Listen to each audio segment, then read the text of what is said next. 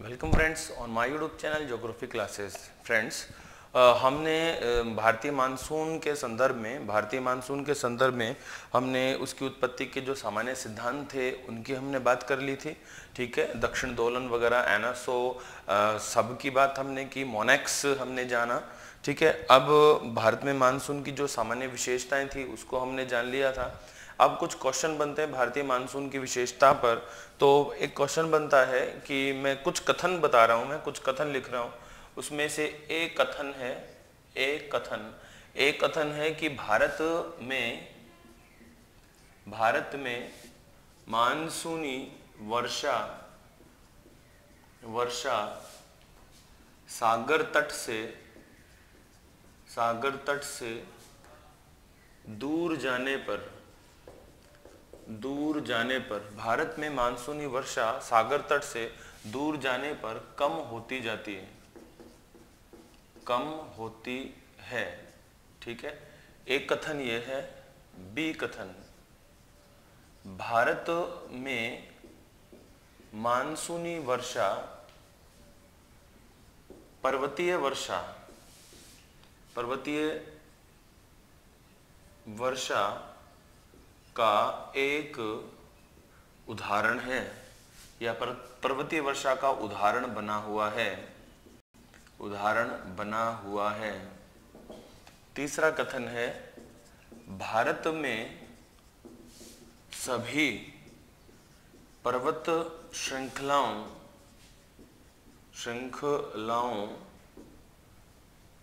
के सहारे पर्वतीय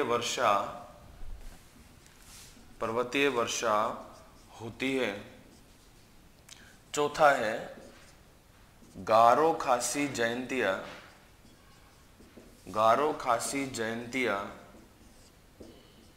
अपने कीपाकार होने की वजह से वर्षा अधिक प्राप्त करती हैं।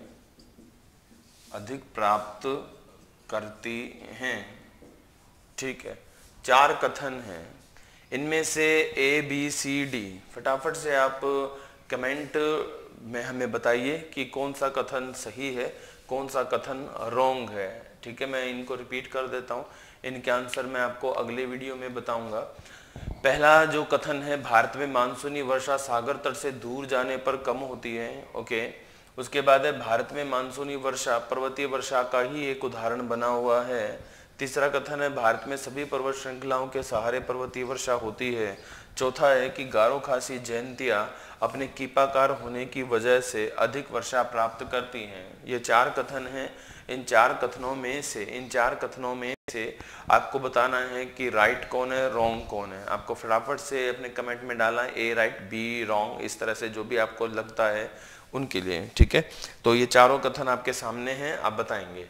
अब इन कथनों के बाद हम बात करेंगे भारत में मानसून का जो लौटने की जो क्रियाविधि है, हम उसको जानेंगे एक बार।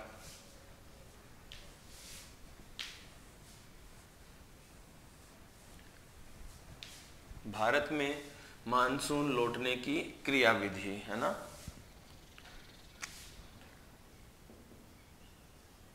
सबसे पहले हो गया मानसून लौटना। ठीक है, जब मानसून लौटता है तो उसको हम कहते हैं मानसून प्रत्यावर्तन। ठीक है, और जब मानसून का प्रत्यावर्तन होता है तो इसको हम कहते हैं निवर्तन, मानसून निवर्तन। एक बात बताइए मुझे आप कि जब मानसून आता है तो उस समय मानसून पवनों की दिशा होती है दक्षिण पश्चिम से उत्तर पूर्व की ओर, है ना। ठीक है, जब मानसून लौटता है तब उसकी दिशा क्या होती है, ये आप बताएं। जब मानसून लौटता है तब उसकी दिशा क्या होती है। अगर आप सोच रहे हैं कि उत्तर पूर्व से दक्षिण पश्चिम, तब आप ठीक सोच रहे हैं, है ना। उत्तर पूर्व से दक्षिण पश्चिम, ये ठीक है। अब क्योंकि ये लौटता हुआ मानसून उत्तर पूर्व से दक्षिण पश्चिम की ओर लौट रहा है, इसीलिए इस लौटते हुए मानसून को उत्तर पूर्वी मानसून भी कहते हैं। ठीक है, ये बात याद रखना, ये मानसून लौटता हुआ मानसून ही क्या है, उत्तर पूर्वी मानसून है। ठीक है, अब लौटते समय शीत ऋतु का आगमन हो जाता है भारत में, इसलिए इसे शीतकालीन मानसून भी कहते हैं। शीतकालीन मानसून भी कहते हैं, ये शीतकालीन मानसून भी कहलाता है। तो मानसून का लौटना, मानसून प्रत्यावर्तन, मानसून निवर्तन, उत्तर पूर्व से दक्षिण पश्चिम, और इसी को हम कहते हैं उत्तर पूर्वी मानसून, या ये कहलाता है शीतकालीन मानसून। अब मानसून हमारे भारत में लौटता कैसे है, हम उसको एक बार देख लेते हैं।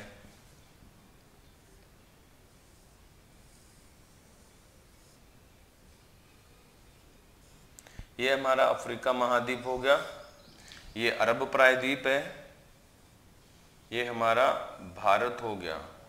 ठीक है, ये वही कर्क रेखा, ये विषुवत रेखा, ये मकर रेखा। ठीक है, मानसून लौटना शुरू हो जाता है सितंबर माह से। तो ये हमारा जो समय है, ये समय जब मानसून लौटने की जो बात करते हैं, ये समय है सितंबर, अक्टूबर, नवंबर और दिसंबर। ठीक है, ये अक्टूबर, नवंबर, दिसंबर का जो समय है, ये मानसून के प्रत्यावर्तन का है, मानसून के लौटने का समय है। क्या होता है इस सितंबर माह में, देखो आप जानते हैं 21 मार्च और 23 सितंबर, 21 मार्च और 23 सितंबर वर्ष में 2 दिन ऐसे हैं जब सूर्य भूमध्य रेखा पर बिल्कुल सीधा होता है। ठीक है, तो यहाँ है हमारा सूर्य भूमध्य रेखा पर, कौन से माह में, सितंबर माह में। सितंबर माह में सूर्य यहाँ बिल्कुल सीधा हो गया, और सितंबर माह में जब यहाँ सूर्य भूमध्य रेखा पर सीधा होगा तो आपको मिलेगा यहाँ पे ताप अधिक, और ताप अधिक होगा तो यहाँ पे दाब क्या हो जाएगा, कम। ठीक है, अब जब भूमध्य रेखा पर ताप अधिक है और दाब कम है, तो ऐसी स्थिति में सूर्य यहाँ सीधा है तो भारत में कैसा होने लगा है, तिरछा। अब तिरछा होगा तो भारत में होगा ताप कम और दाब अधिक, दाब अधिक। ठीक है, ताप कम और दाब अधिक होगा, तो इस अधिक दाब से, यानी भारतीय जो उपमहाद्वीप है वहां के अधिक दाब से इस भूमध्य रेखीय निम्न दाब की ओर मानसूनी पवनें लौटने लगती हैं। यानी पवनों को यहां से यहां लौटना है। क्या ये सीधी सीधी आ जाएंगी, क्या बताएं जरा, सीधी सीधी आना पॉसिबल है? जी नहीं, ये सीधी सीधी नहीं आएंगी। क्यों नहीं आएंगी? क्योंकि पृथ्वी स्थिर नहीं है, पृथ्वी घूर्णन गति कर रही है, और पृथ्वी की घूर्णन गति के कारण ही पृथ्वी पर जो चलने वाली पवनें हैं, स्थायी पवनें हैं, वो क्या करती हैं, अपने मार्ग से विस्थापित होती हैं। तो ये यहाँ से आएंगी और ये हवाएं क्या करेंगी, अपनी दिशा में परिवर्तन कर लेंगी, और ये पवनें हैं चलने लगेंगी उत्तर पूरब से दक्षिण पश्चिम की ओर, उत्तर पूरब से दक्षिण पश्चिम की ओर। ठीक है, ये ध्यान रखना। तो मानसूनी पवनों की जो दिशा हो गई, वो दिशा हो गई उत्तर पूरब से दक्षिण पश्चिम। ठीक है, ये आपको ध्यान में रखना है, फर्स्ट टाइम ये बात हो जाएगी। ओके, अब और अगर हम बात करें हमारी इसी मानसून के लौटने पर, तो देखो ये तो मानसून का जो सामान्य लौटने का सिस्टम था वो बात हमने कर ली। अब भारत में मानसून लौटता कैसे है, क्या सिंपल मेथड है, कौन सी तिथियां हैं? तो पर्टिकुलर जो है, अगर हम बात करें कि मानसून भारत से लौटना किस तिथि से प्रारंभ होता है, तो ये अभी जो नेट का एग्जाम हुआ था, ठीक है, उस नेट के एग्जाम में ये क्वेश्चन था कि भारत में मानसून लौटने की प्रारंभिक तिथि क्या है। तो मानसून लौटने की जो प्रारंभिक तिथि है वो है हमारी 1 सितंबर। ठीक है, 1 सितंबर, 1 सितंबर से हमारे भारत से मानसून लौटना प्रारंभ हो जाता है, और 1 सितंबर से मानसून लौटता है पश्चिमी राजस्थान। 1 सितंबर से मानसून लौटता है पश्चिमी राजस्थान से। ठीक है, ये ध्यान रखना है। ओके, पश्चिमी राजस्थान से लौट गया। 15 सितंबर तक ये मध्यवर्ती राजस्थान से पूरा लौट चुका होता है। 15 सितंबर ये मध्यवर्ती राजस्थान से लौट चुका होता है, और यहाँ तक कि ये लौट चुका होता है पंजाब, हरियाणा, जम्मू कश्मीर, ठीक है, यहाँ से लौट चुका होता है। इसके अलावा फिर 1 अक्टूबर तक, ये 1 अक्टूबर तक लौट चुका होता है लगभग पूरे उत्तर पश्चिमी राजस्थान से, पूरे उत्तर पश्चिमी राजस्थान से गुजर जाता है 1 अक्टूबर तक और प्रायद्वीपीय भारत पर पहुंचता है, प्रायद्वीपीय भारत पर पहुंचता है। 15 अक्टूबर प्रायद्वीपीय भारत में, मतलब ये लौट चुका होता है लगभग उत्तर प्रदेश से, मध्य प्रदेश और महाराष्ट्र, गुजरात से लौट चुका होता है। और उसके बाद मध्य अक्टूबर तक ये प्रायद्वीपीय भारत पहुंचता है और उसके बाद प्रायद्वीपीय भारत के ऊपर अक्टूबर, नवंबर और दिसंबर माह में, ठीक है, दिसंबर को ये तमिलनाडु में रहता है, 1 दिसंबर तमिलनाडु से गुजरता है। तो दिसंबर माह में लौटते मानसून को बंगाल की खाड़ी से आर्द्रता मिलती है, बंगाल की खाड़ी से आर्द्रता, बंगाल की खाड़ी से आर्द्रता मिलती है लौटते मानसून को, और लौटता मानसून बारिश करता है बंगाल की खाड़ी से आर्द्रता प्राप्त करके। सर्वाधिक जो बारिश प्राप्त करता है वो तमिलनाडु राज्य में करता है, तमिलनाडु राज्य में। उसके बाद दूसरी सर्वाधिक बारिश करता है ये आंध्र प्रदेश में है, ठीक है, ये ध्यान रखना है आपको। अब तमिलनाडु में अगर कोई तट पूछे अपन, तट, तो तमिलनाडु में ये विशेषकर एक तट है कोरोमंडल तट, कोरोमंडल तट, कोरोमंडल तट पर ये अच्छी बारिश करता है, सर्वाधिक बारिश करता है। और आंध्र प्रदेश में, आंध्र के तट पर, आंध्र प्रदेश में आंध्र के तट पर ये सर्वाधिक बारिश करता है। बाकी लौटते मानसून से कुछ एक बारिश इन उड़ीसा वगैरह में भी होती है, बट पर्टिकुलर जिन राज्यों में होती है वो तमिलनाडु और आंध्र प्रदेश ही हैं।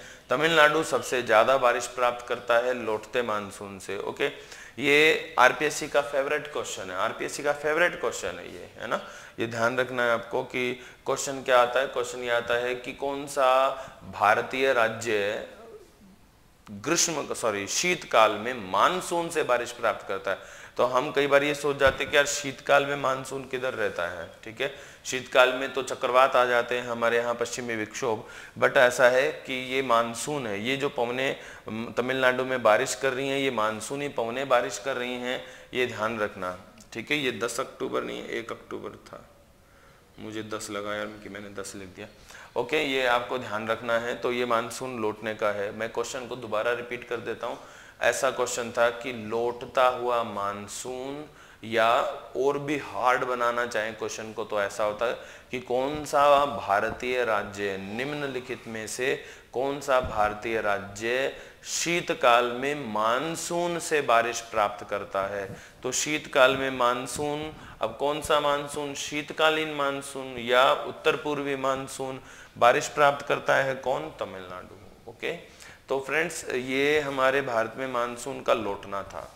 ओके, अब हम कंटिन्यू करते हैं। भारत में मानसून लौटने पर तो हमारे पास ये एक ही विशेष क्वेश्चन है, लेकिन आगे वाली जो ऋतुएं हैं जिसमें हम शीत ऋतु और ग्रीष्म काल के बारे में पढ़ेंगे, तो हम जानते हैं शीत ऋतु में हमारे यहाँ क्या खास विशेषता रहती है। ओके, कंटिन्यू हमारे साथ बने रहिए।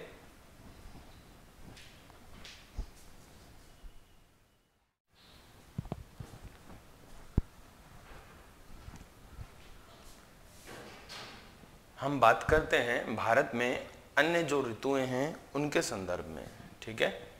देखो, मान लो कि हमारा जो भारत है, ये भारत पर एक क्वेश्चन आता है बहुत अच्छा कि भारत में शीतकाल में 2 विपरीत प्रदेशों में बारिश होती है। शीतकाल में 2 विपरीत प्रदेशों में बारिश होती है, और इस बारिश का संबंध भी 2 विपरीत प्रकार की हवाओं से ही है। पहले मैं आपको बारिश वाले जो प्रदेश हैं शीत ऋतु में वो मैं बताता हूँ। शीतकाल में बारिश होती है तमिलनाडु, आंध्र प्रदेश, इधर अंडमान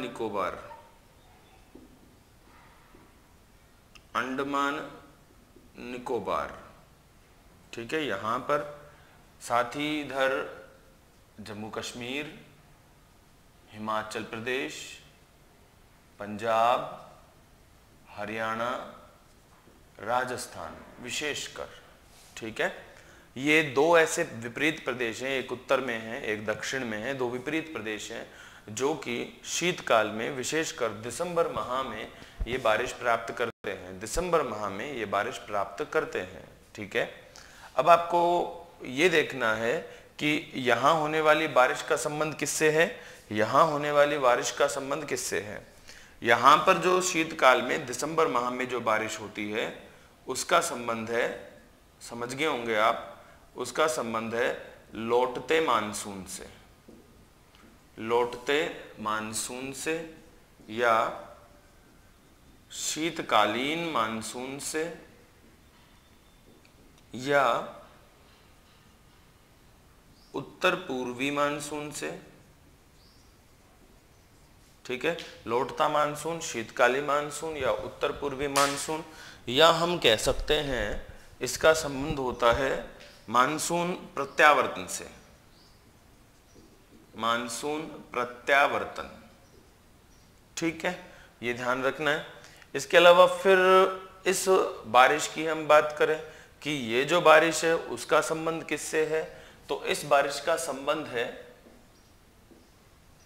पश्चिमी विक्षोभ से या उत्तर पश्चिमी विक्षोभ से या उत्तर पश्चिमी कोमा पश्चिमी पवनों से, एक ही बात है। या हम कहते हैं इसको शीतोष्ण चक्रवात से, या हम कह सकते हैं शीतोष्ण चक्रवात के अलावा भूमध्य सागरीय चक्रवात, भूमध्य सागरीय चक्रवात से, ठीक है। ये जो दो वर्षा हैं, इन दोनों वर्षा का संबंध अलग अलग जो कारण है उनसे है, ठीक है। ये कारण हमने जान लिया कि किस तरह हमारे भारत में बारिश करता है, इस कारण को हम जानेंगे। ये जो कारण है ये कारण हमारे भारत में किस तरह से बारिश करता है, ये वाला, ठीक है। इसको हम थोड़ा सा जान लेते हैं। ध्यान रखना, हम आरपीएससी का ये मोस्ट फेवरेट क्वेश्चन है, आरपीएससी का मोस्ट फेवरेट क्वेश्चन है। अब कैसे मोस्ट फेवरेट क्वेश्चन है या आरपीएससी का, वो ऐसे कि बहुत से बच्चे ये जानने के बावजूद भी इस बारिश का आंसर गलत करते हैं। कैसे, एक क्वेश्चन आता है कि राजस्थान से रिलेट करके देख लो चाहे भारत से, तो क्वेश्चन में बोलूं आपको कि राजस्थान में पहले तो बताओ ये जो विक्षोभ से होने वाली बारिश है इसको हम क्या कहते हैं, मावठ, या आप अच्छे से जानते हैं। तो विक्षोभ से होने वाली जो बारिश है वो मावठ कहलाती है, ओके। एक क्वेश्चन हो गया। फिर क्वेश्चन कैसे बनता है, क्वेश्चन ये बनता है कि राजस्थान में होने वाली जो मावठ है, मावठ का संबंध किन पवनों से है या मावठ का संबंध किससे है। उसमें ये ऑप्शन तो कुछ मिलते ही हैं, साथ में ये एक और ऑप्शन आता है शीतकालीन मानसून। और हम ना जाने क्यों, हम ना जाने क्यों हम इसका आंसर कौन सी, इस बारिश का आंसर शीतकालीन पवनों से जोड़ ही देते हैं, ठीक है।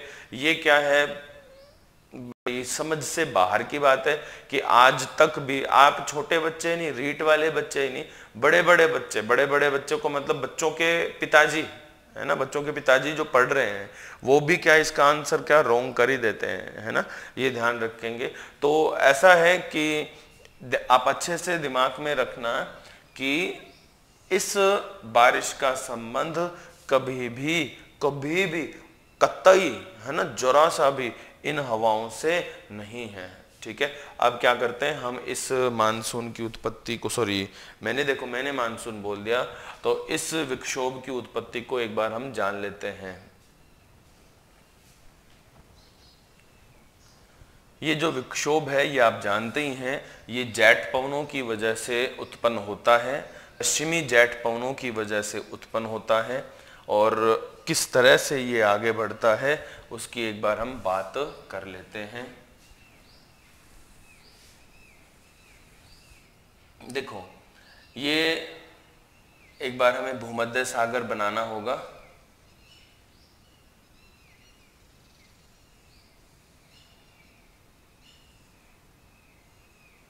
ये अफ्रीका हो गया,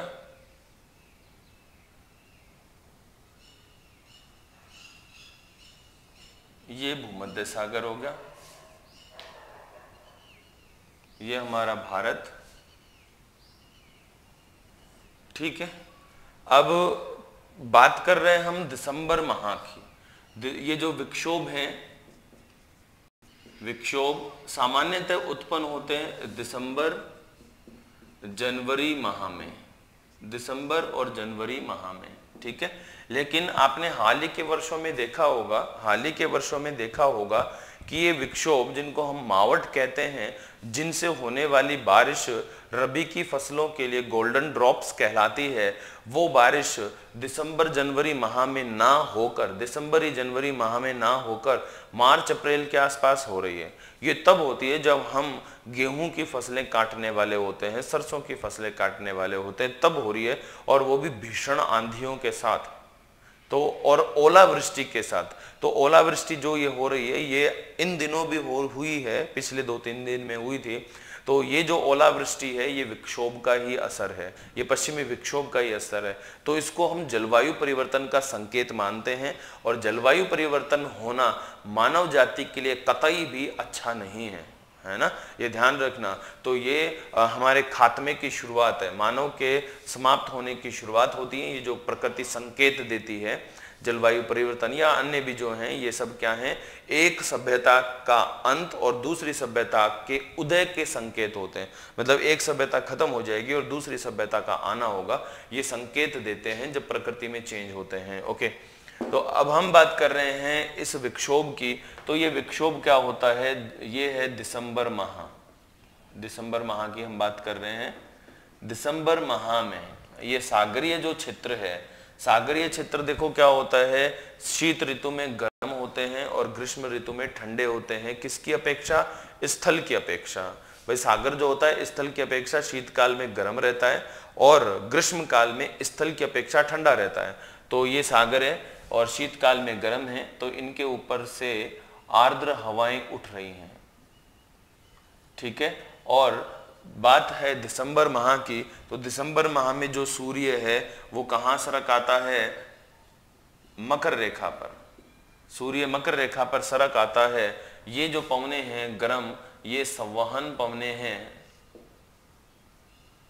ठीक है, और जब सूर्य दिसंबर माह में सरक आया है तो उत्तर गोलार्ध की वायुदाब पेटियों में भी 5 डिग्री अक्षांश तक डाउन हो जाता है, 5 डिग्री अक्षांश तक नीचे उतर आती हैं। ठीक है, और ऐसे में जो पछुआ पवने हैं वो सागर के ऊपर से बहने लगती हैं, सागर के ऊपर से बहने लगती हैं। यूं पछुआ पवने थोड़ा नीचा होकर बहने लगती हैं क्योंकि वायुदाब पेटियों में सरकाव हो जाता है, वायुदाब पेटियां खिसक जाती हैं, 5 डिग्री तक लगभग खिसक जाती हैं। मतलब कि जो विषुवत रेखीय निम्न वायुदाब पेटी है, जिसको हम डोल्ड्रम कहते हैं, वो 0 से 5 डिग्री उत्तर, 5 डिग्री दक्षिण अक्षांश में रहती है। वो जब सूर्य भूमध्य रेखा से खिसक कर दिसंबर माह में मकर रेखा पर जाता है तो वो जो डोल्ड्रम है 10 डिग्री दक्षिण अक्षांश तक चला जाता है ना, डोल्ड्रम 10 डिग्री दक्षिण अक्षांश तक हो जाता है। और इसी तरह से सभी वायुदाब पेटियों में सरकाव हो जाता है। तो पछुआ पवनें नीचे उतर आती हैं और सागर के ऊपर से आर्द्रता के साथ बहने लगती हैं, सागर के ऊपर से आर्द्रता के साथ बहने लगती हैं। और ये संवहन पवनें जेट पवनों का निर्माण करती हैं, ये हम पहले ही पढ़ चुके हैं।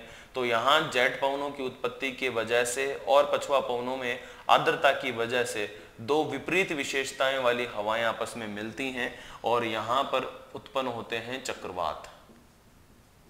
चक्रवात, अब ये चक्रवात, ये अपना भारत, ठीक है, ये अपना भारत और भारत का ये पश्चिमी छोर। तो ये चक्रवात कहाँ हुए? पश्चिमी, भारत के पश्चिम में, इसलिए हम इनको कह देते हैं पश्चिमी चक्रवात। ये पश्चिमी चक्रवात हैं। अब चक्रवातों माइनर जब होते हैं, चक्रवात छोटे स्तर पर होते हैं तो हम उनको विक्षोभ कहते हैं। तो ये विक्षोभ भी कहलाता है, विक्षोभ भी कहलाते हैं। अब ये विक्षोभ कंटिन्यू आगे बढ़ते हैं, मध्य एशिया, ईरान वगैरह को पार करते हुए भारत में आते हैं। भारत में हिमालय से टकराते हैं, हिमालय से टकराते हैं। ठीक है, और हिमालय से टकराकर इनकी दो शाखाएं हो जाती हैं। एक शाखा ये उत्तर की ओर निकल जाते हैं, एक शाखा ये दक्षिण की ओर निकलकर भारत में एंटर करते हैं, उत्तर पश्चिम या पश्चिम से। उत्तर पश्चिम या पश्चिम से एंटर करते हैं और ये चक्रवात भारत में कहाँ तक आ जाते हैं, 25 डिग्री अक्षांश तक आ जाते हैं, है ना। कर्क रेखा के जस्ट ऊपर 25 डिग्री उत्तर अक्षांश तक आ जाते हैं चक्रवात, 25 डिग्री उत्तर अक्षांश तक, ठीक है, ये ध्यान रखना है। और यही चक्रवात हैं जो भारत में पश्चिम या उत्तर पश्चिम से प्रवेश करते हैं। बस इसी चक्रवातों के प्रभाव से हमारे भारत में क्या होती है, बारिश। इन चक्रवातों का विभाजन किससे हुआ है, चक्रवातों का विभाजन हुआ है हिमालय अथवा तिब्बत के पठार अथवा दोनों से, ठीक है, ये आपको ध्यान रखना है। तो इस तरह से विभाजन हुआ और विभाजन के साथ ही भारत में पश्चिमी विक्षोभ पहुंचे। अब ये पश्चिमी विक्षोभ बारिश कहाँ करते हैं ये मैं आपको बता चुका हूँ। ये पश्चिमी विक्षोभ राजस्थान में कहाँ बारिश करते हैं, तो राजस्थान में बीकानेर में, गंगानगर में, हनुमानगढ़ में, चूरू में, सीकर, झुंझुनू, जयपुर, अलवर, दौसा, यहाँ तक बारिश करते हैं। इन चक्रवातों की जो स्थिति है, समय है, वो परिवर्तित हो रहा है। ये चक्रवात अपने रौद्र रूप में आ रहे हैं और मार्च अप्रैल में आ रहे हैं और भीषण आंधियों के साथ आ रहे हैं। अब भीषण आंधियों की वजह और चक्रवात इस समय क्यों आ रहे हैं, तो उसका एक छोटा सा रीजन है। उसका ये रीजन है कि मार्च अप्रैल, ग्लोबल वार्मिंग की वजह से मार्च अप्रैल में भारत का जो स्थलीय भाग है, विशेषकर थार मरुस्थल है, वो गर्म हो जाता है, अत्यधिक यहाँ निम्न दाब बन जाता है। तो ये पश्चिमी विक्षोभ और पेशावर पाकिस्तान से ये जो धूल भरी आंधियां हैं और चक्रवात हैं, वो भारत में प्रवेश करते हैं। यानी जो आंधियां, अंधड़ वगैरह आते हैं, ये भी हमारे भारत में पाकिस्तानी भेज रहा है ना। तो पाकिस्तान कोई अच्छी चीज भेज नहीं सकता यार हमारे यहाँ, तो ये भेज रहा है, पाकिस्तानी भेज रहे हैं, ठीक है ना। ओके, तो इस तरह से ये विक्षोभ हमारे भारत में पहुंचते हैं और बारिश करते हैं। ये एक्चुअल में क्लाइमेट चेंज के कारण मार्च अप्रैल में आ रहे हैं, ठीक है। तो इसका दोष हमारा है, मतलब हम पूरी जो मानव प्रजाति है वो इन जलवायु परिवर्तन के लिए उत्तरदायी है। ओके फ्रेंड्स, आज के वीडियो में हम मानसून लौटने पर और पश्चिमी विक्षोभ पर हमने बात की। इससे अगले वीडियो में हम जानेंगे भारत में ग्रीष्म ऋतु की क्या स्थिति रहती है और जो भी है ग्रीष्म ऋतु से संबंधित। फिर हम जानेंगे कोपेन का जो अपना जो जलवायु प्रदेश है उनके बारे में। ओके फ्रेंड्स, हमारे साथ बने रहने के लिए थैंक यू। जय हिंद।